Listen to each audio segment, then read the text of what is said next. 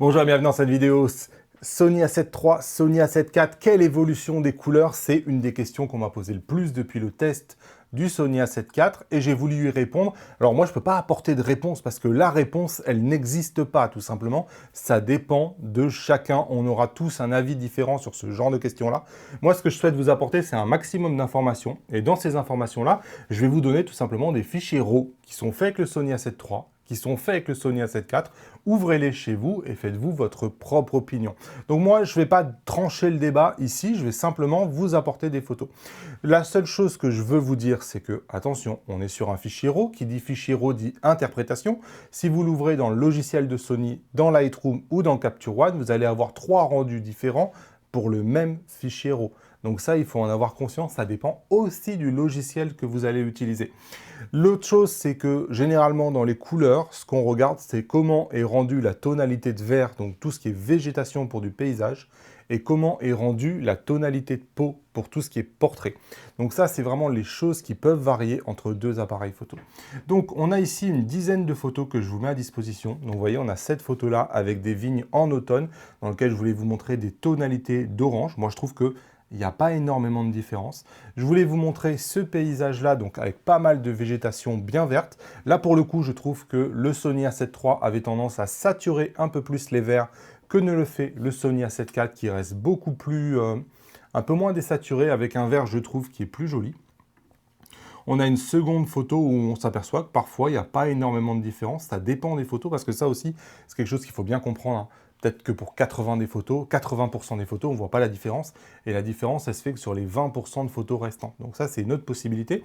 Donc voilà, je vous mets toutes ces photos-là. Je trouve que sur des photos de paysage, la plupart du temps, franchement, il y a très très peu de différence, hein. Vous voyez ici, la différence par exemple sur cette photo, vous allez la retrouver plutôt ici, vous voyez, sur la végétation, qui ne va pas être traitée exactement de la même façon sur les deux appareils.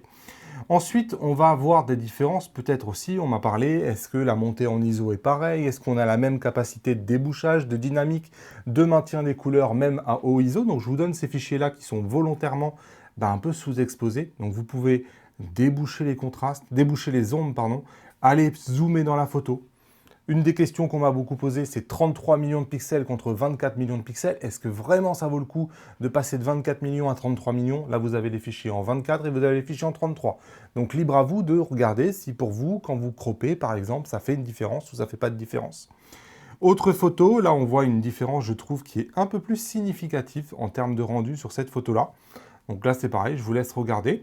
On va maintenant passer plutôt à du portrait. Merci à Brice d'avoir joué le jeu.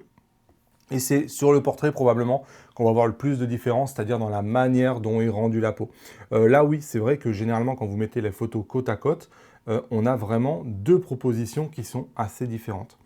Donc je ne les commande pas, hein, je vous laisse vous faire votre propre avis, je ne veux absolument pas orienter cet avis-là.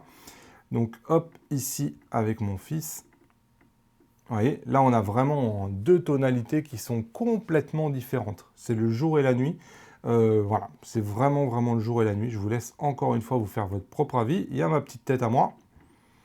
Mais pareil, avec deux tonalités de tête qui sont assez différentes. Donc voilà, vous avez des paysages, vous avez des portraits, vous avez un RAW qui est sous-exposé avec pas mal de dynamique que vous pouvez déboucher pour voir comment il réagit. Vous avez du 24 millions de pixels contre du 33 millions de pixels. À vous de choisir finalement, est-ce que ça fait véritablement une différence? Moi, mon but, c'est pas de vous dire il faut à tout prix acheter le Sony A7 IV. Je vous apporte des informations et vous tranchez. Le lien, il est évidemment dans la description. Moi, je vous dis à bientôt dans une nouvelle vidéo. Salut!